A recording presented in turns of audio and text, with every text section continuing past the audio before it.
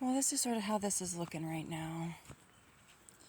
And earlier I did have to change this a little bit because, again, I want to kind of make this be my low point because it's going to drain out through there. And eventually there's going to be like a little ditch thing that I mentioned that is also going to get pond liner.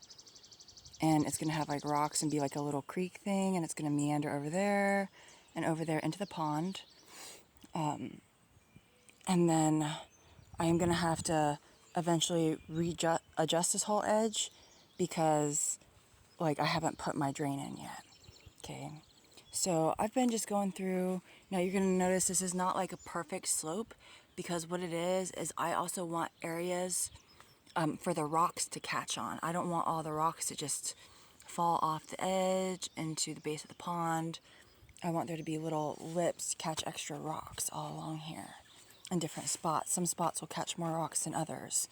But that's going to actually bring up this level a little bit, and that's going to go inside of the pond liner. So it's a little bit chunky right now. The idea was just to get this going so that the rocks weren't going to have to do all of the work and that I wouldn't have to just like mound a massive amount of rocks inside because they're expensive, frankly. So like that's another reason why I'm not even going to bother spending the money on the pond liner for that area yet, because I can't afford all those rocks because I have all these other projects I've got to do, because it's like this project that was just going to cost me, you know, $50, $100 in fiber asphalt roof coating material. Well, now I have to spend money on a ladder in order to do that job. So it's just, it adds up. But in any case, I'm going to try to see how splicing the videos goes today, if my app has been fixed yet and how that's going.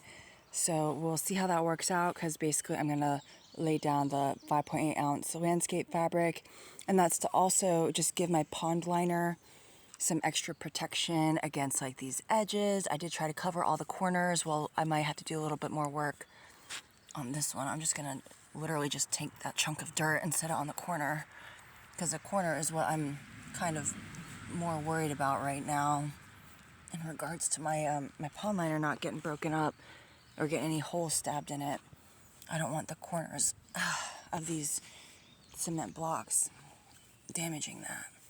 So it's not going to be perfect, but it's fine. I think if I'm really careful with it and then just kind of give the fabric a lot of space to lay down how it wants to lay down, the pond liner, then it's going to be okay. And now, like I said, I'm not exactly done with my layers because this side of the pond is at a lower level than that side of the pond. And I am going to eventually find a low spot, and it might even be right in here.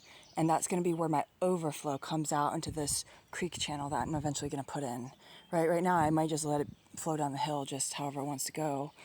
But I'm going to find a low spot. But aside from that, I'm going to take these little 2-inch tall bricks, because these big ones are 4 inches tall.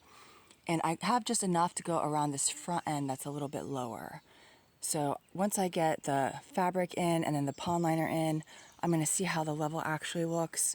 And then we'll see. We'll just have to see how it goes.